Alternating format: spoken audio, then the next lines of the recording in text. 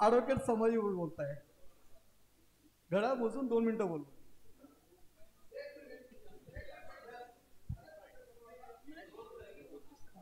बोला.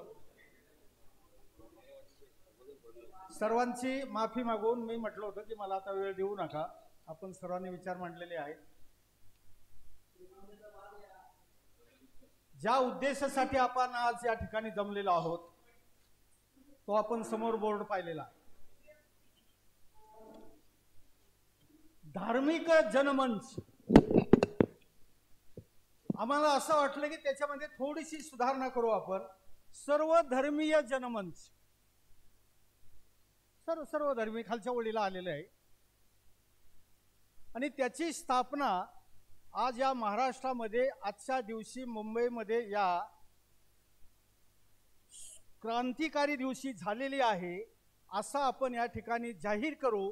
आणि जो ठराव मांडला पहिल्यांदा त्या ठरावाला मी आपणा सर्वांच्या वतीनं अनुमोदन देत आहे.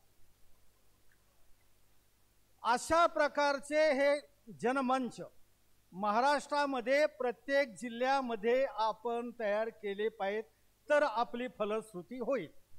बरोबर. मग प्रत्येक जिल्ह्यामध्ये जनमंच तयार करावं लागेल, प्रत्येक तालुक्यामध्ये तयार करावं लागेल आणि वाडी वस्तीपर्यंत आपल्याला जावं लागेल. का तर आपल्याला कोरोना सारखा आजार या देशाला झालेला आहे. 140 कोटी लोकांचं कुटुंब आहे. 7 धर्माचे लोक भारत देशात राहतात आणि एक धर्म आहे महाराज, त्याची अधिकृत नोंद नाही परंतु तो लिंगायत धर्म. म्हणजे 8 धर्माचे लोक राहतात आणि ह्या 8 धर्माच्या लोकांना एका आळ्यामध्ये एका पिंडीमध्ये बांधण्याचं काम जे केलं ते आमच्या सर्व संत महापुरुष मानवांनी आणि शेवटी डॉक्टर बाबासाहेब आंबेडकरांनी भारतीय संविधानाच्या माध्यमातून आपणा 140 कोटी लोकांना एकत्रित केलं. तोच खरा सद्भावना मंच आहे आणि म्हणून त्या संविधानाचं संरक्षण करणं ही आपणा सर्वांच्यावर जबाबदारी आहे. आणि ते संविधानाचं जर संरक्षण केलं नाही तर आपण सर्वजण सर्व धर्माची माणसं एकत्रात येऊ शकत नाही. मग धर्म कशासाठी? धर्म म्हणजे काय? धर्म म्हणजे मानवाचा कल्याण करण्यासाठी धर्म आहे. ऐसा राज मैं चाहूं जहां सबको मिले अन्न. ऐसा राज मैं चाहूं जहां सबको मिले अन्न. छोटा बड़ा सब बैठे समान रहे रविदास प्रसन्न. म्हणून रविदास आणि संत नामदेव महाराजांनी या भारत देशामध्ये जर हिंदू धर्म होता तर पुन्हा एका धर्माची पंजाबमध्ये जाऊन स्थापना केली. का केली? म्हणून हे सर्व समजून घ्या.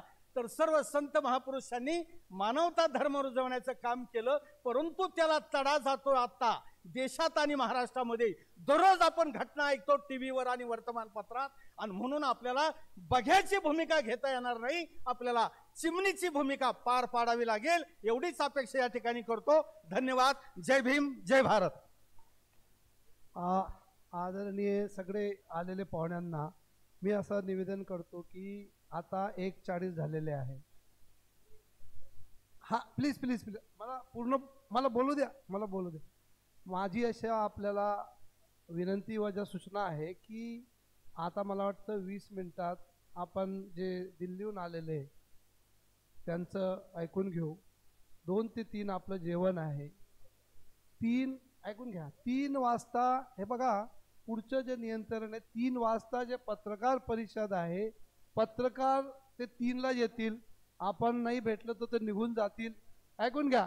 मी काय म्हणत होतो की 3 ते 4 पत्रकार परिषद घेऊन उरलेले आपले जे मान्यवर आहे बोलणारे परत आपण बसूया कारण आपण दिवसभरासाठी आलोय. जर आपल्याला मान्य असेल तर मी सगळ्यांना बोलण्याची संधी मिळेल, आपल्याला ऐकण्याची संधी मिळेल. हे